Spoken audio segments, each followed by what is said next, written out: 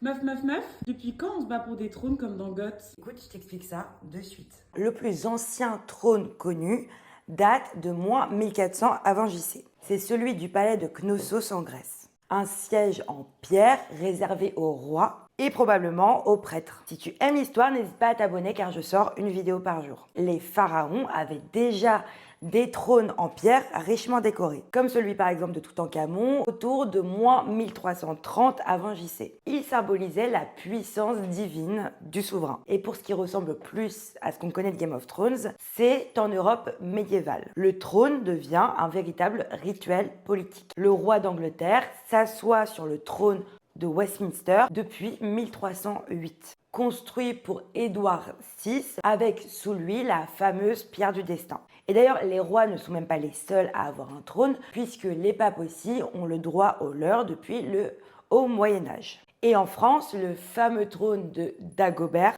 au 7e siècle, est l'un des plus anciens qu'on ait pu conserver. Dis-toi que Louis XIV lui-même se servait de ce trône pour ses cérémonies à Versailles. Bref, bien avant la création de Game of Thrones, les trônes servaient déjà à prouver que le pouvoir, ça peut aussi s'afficher. Alors même si le trône de fer est une fiction, cette tradition est bien réelle.